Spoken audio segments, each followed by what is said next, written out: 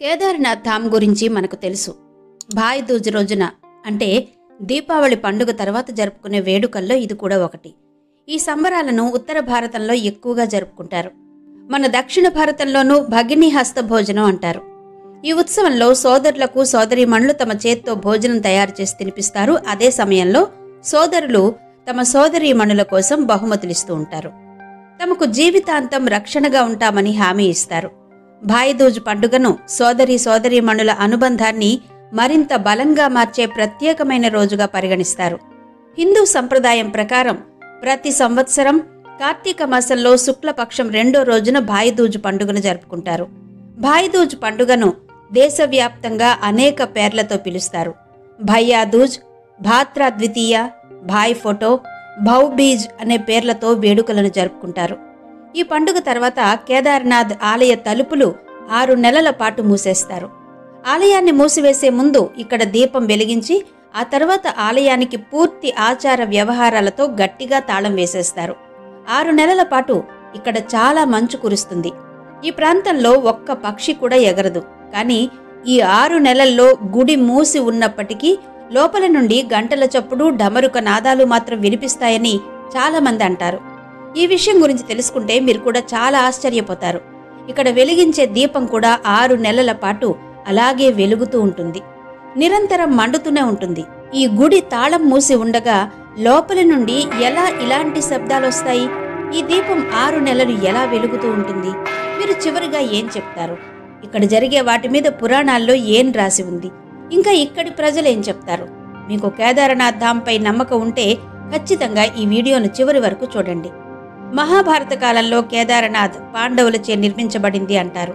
ఆ తర్వాత ఇక్కడ అప్పుడప్పుడు అనేక ప్రకృతి వైపరీత్యాలు సంభవించినా ఆలయం ఎప్పుడూ భద్రంగానే ఉంది. ఒకానొక సమయంలో కూడా 4500 సంవత్సరాల పాటు ఈ దేవాలయం మంచులో కూరుకుపోయి ఉంది.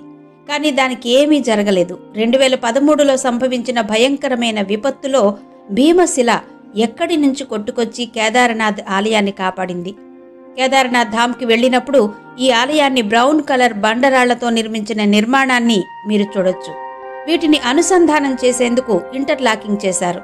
ఇంత ఎత్తుకు ఈ రాళ్లు, బండరాళ్లు ఎలా తీసుకొచ్చారు అనేది ఇక్కడ పెద్ద ప్రశ్న. ఇది ఇప్పటికీ మిస్టరీగానే ఉంది. అలాగే వాటిని ఒకదానిపై ఒకటి ఉంచి ఆలయాన్ని ఎలా నిర్మించారు? కేదార్నాథ్ ఆలయాన్ని ఇంత గొప్పగా నిర్మించడం నేటి కాలంలో అస్సలు ఊహించలేము.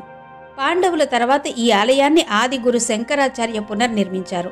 ఆ తర్వాత నేటికి ఆలయం వెనుక ఆయన సమాధి కనిపిస్తుంది. దాని తర్వాత ఈ ఆలయాన్ని 10వ మరియు 13 శతాబ్దాల మధ్య చాలా మంది భారతీయ రాజులు పునర్నిర్మించారు. దీని కారణంగా ఇది పునరుద్ధరించబడింది. వాడియా ఇన్స్టిట్యూట్ ఆఫ్ హిమాలయ నిర్వహించిన పరిశోధనలో 13వ శతాబ్దం నుండి 17వ శతాబ్దం వరకు ఈ ప్రాంతం పూర్తిగా మంచుతో కప్పబడి ఉంది అనే విషయం తెలిసింది. ఆ తర్వాత సుమారు 400 సంవత్సరాల పాటు కేదార్నాథ్ ఆలయం పూర్తిగా మంచులోనే ఉండిపోయింది. అయినా కూడా ఈ ఆలయానికి ఎలాంటి నష్టం వాటిల్లలేదు. అందుకు సంబంధించిన ఆధారాలు ఇప్పటికీ ఆలయ గోడలపై కనిపిస్తాయి.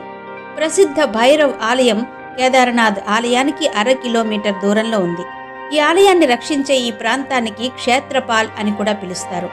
శీతాకాలపు మాసంలో భారీ హిమపాతం కారణంగా దీపావళి మరుసటి రోజు నుండి కేదార్నాథ్ ఆలయ తలుపులు మూసివేయబడతాయి మరియు 6 నెలల తర్వాత అక్షయ తృతీయ రోజున వాటిని తెరుస్తారు. ఈ సమయంలో నేటి సైన్స్ ప్రపంచానికి అందని ఎన్నో విషయాలు తెలుస్తాయి. దీపావళి తర్వాత ఇక్కడ తీవ్రమైన హిమపాతం ప్రారంభమవుతుంది. దీని కారణంగా కేదార్నాథ్ యొక్క సింబాలిక్ రూపం ఓంకారేశ్వర్ ఆలయంలో కనిపిస్తుంది. ఈ 6 నెలల కాలంలో స్థానికులు అక్కడ ఎవ్వరూ నివసించలేరు. కొంతమంది సన్యాసులు, కొంతమంది స్థానిక ప్రజలు తప్ప. 6 నెలల పాటు ఈ ప్రదేశం పూర్తిగా ఎడారిగా ఉంటుంది మరియు కేదార్నాథ్ ధామ్కు వెళ్లే అన్ని రహదారులు కూడా మూసుకుపోతాయి. ఈ ఆలయం మరియు దాని చుట్టుపక్కల ప్రాంతాలు నిర్మానుష్యంగా మారినప్పుడు ఈ ఆలయం లోపలి నుండి ప్రతిరోజు శబ్దాలు వినిపిస్తాయని, లోపల ఎవరో దేవుణ్ణి పూజిస్తున్నట్టు అనిపిస్తుంది. స్థానిక ప్రజల ప్రకారం కొంతమంది రహస్య సాధువులు ఈ ఆలయానికి వస్తారు. వారు తమ సూక్ష్మ శరీరం ద్వారా ఆలయంలోకి ప్రవేశిస్తారు, భోలేనాథ్ని పూజిస్తారు అని చెప్తారు. పురాతన కాలం ప్రకారం మనుషులకు 6 నెలలు అదృశ్య శక్తులు ఇంకో 6 నెలల పాటు పూజలు చేసే అవకాశాన్ని ఆ మహాదేవుడిచ్చాడని చెప్తారు. వాళ్ళు ఈ ఆలయంలో ప్రతిరోజు పూర్తి ఆచారాలతో పూజలు చేస్తారు. ఈ 6 నెలల్లో ఈ ఆలయ భద్రత గురించి మనం మాట్లాడుకుంటే భైరవనాథ్ మాత్రమే దాని పూర్తి బాధ్యతను నిర్వహిస్తారు. కేదారనాథ్ ఆలయాన్ని సందర్శించడానికి ఏ భక్తులు వచ్చినా వారు ముందుగా శ్రీ భైరవనాథ్ ఆలయాన్ని సందర్శించడం తప్పనిసరి. లేదంటే కేదారనాథ్ యాత్ర సంపూర్ణం కానట్టే అని భావిస్తారు. 6 నెలల తర్వాత ఆలయ పూజారులు కేదారనాథ్ ధామ్ తలుపులు తెరిచినప్పుడు ఇక్కడ అంతా నీట్గా కనిపిస్తుంది. ఎవరో ఇక్కడ పూజ చేశారనే విషయం కూడా తెలుస్తుంది. 6 నెలల పాటు ఆలయాన్ని మూసేశాక కూడా ఆలయాన్ని పూర్తిగా శుభ్రం చేసినట్టు అర్థమవుతుంది. అలా ఆ సమయంలో ఇక్కడ కనిపించే ఈ దివ్య కాంతిని చూడడం చాలా పుణ్యంగా పరిగణించబడుతుందని నమ్ముతారు. దీంతో ఇక్కడికి భక్తులు అధిక సంఖ్యలో వస్తుంటారు. కేదారనాథ్ ఆలయానికి వెనుక ఉన్న చెరువులో పవిత్ర స్నానం చేసి ఆలయంలోకి వెళ్తారు. ఈ నీరు అమృతం లాంటిదని అంటారు. ఈ నీరు ప్రజల చర్మ సంబంధిత వ్యాధులను కూడా నయం చేస్తుందని నమ్ముతారు. సనాతన ధర్మాల్లో ఈ అమృతకుండ్ నీరు గంగాజలంలా పవిత్రమైందిగా వర్ణించబడింది.